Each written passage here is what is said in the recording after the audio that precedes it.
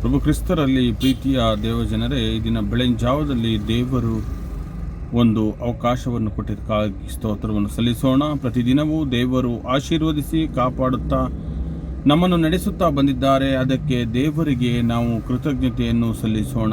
ಈ ದಿನ ನಾನು ಆಯ್ದುಕೊಂಡಂಥ ವಚನ ಭಾಗ ಕೀರ್ತನೆಗಳು ಬರೆದ ಪುಸ್ತಕ 39ನೇ ಅಧ್ಯಾಯ 19ನೇ ವಚನವಾಗಿದೆ.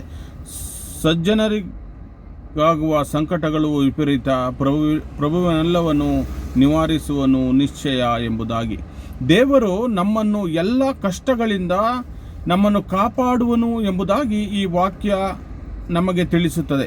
ಸಂಕಟವು ನಮಗೆ ಬಂದಾಗ, ನಂಬಿಕೆಯಲ್ಲಿ ನಾವು ಜೀವಿಸುವಾಗ ನಮಗೆ ದೇವರು ಎಲ್ಲವನ್ನು ಕೂಡ ನಮ್ಮ ಜೀವಿತದಲ್ಲಿ ನಮ್ಮ ಎಲ್ಲ ಸಂಕಟಗಳನ್ನು ದೇವರು ನಮ್ಮಿಂದ ದೂರ ಮಾಡುತ್ತಾರೆ ಎಂಬಂಥ ಈ ವಾಕ್ಯ ನಮಗೆ ಹೇಳುತ್ತದೆ. ಆದ್ದರಿಂದ ಕಷ್ಟಗಳು ಬಂದಾಗ ನಿರಾಶರಾಗಬೇಡಿ ಎಂಬುದಾಗಿ ಈ ವಾಕ್ಯ ಒತ್ತಿ ನಮಗೆ ಹೇಳುತ್ತದೆ. ಪ್ರಭುವನ್ನು ಬಿಗಿಯಾಗಿ ಹಿಡಿದುಕೊಳ್ಳಬೇಕು. ಯಾವಾಗ ನಮ್ಮ ಜೀವಿತದಲ್ಲಿ ಕಷ್ಟಗಳು ಸಮಸ್ಯೆಗಳು ಬಂದಾಗ, ಆಗ ಹಿಡಿದುಕೊಂಡಾಗ ನಮ್ಮನ್ನು ಎಂದಿಗೂ ಕೈ ಬಿಡದ ದೇವರು ನಮ್ಮೊಂದಿಗಿದ್ದಾರೆ ಎಂದು ನಾವು ತಿಳಿದುಕೊಳ್ಳಬೇಕು. ಯಾವುದೇ ಸಂಕಟದಲ್ಲೂ ಕೂಡ ದೇವರು ನಮಗೆ ಜಯವನ್ನು ಕೊಡುವವರಾಗಿದ್ದಾರೆ.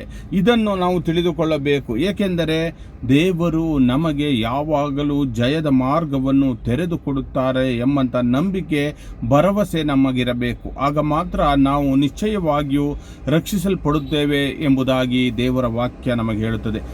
ಪ್ರಭು ಕ್ರಿಸ್ತರೇ, ನಮ್ಮ ಈ ದಿನದ ಜೀವಿತಗಳು, ಈಗ ನಡೆಯುವಂಥ ಎಲ್ಲ ಜೀವಮಾನ ಕಾಲದಲ್ಲಿಯೂ ಪ್ರಭುವೇ ನೀವೇ ನಮ್ಮೊಂದಿಗಿದ್ದು ನಮ್ಮ ಜೀವಮಾನವೆಲ್ಲ ಕಾಪಾಡಿರಿ ಎಂಬುದಾಗಿ ಪ್ರಾರ್ಥಿಸೋಣ. ಆಮೇನ್.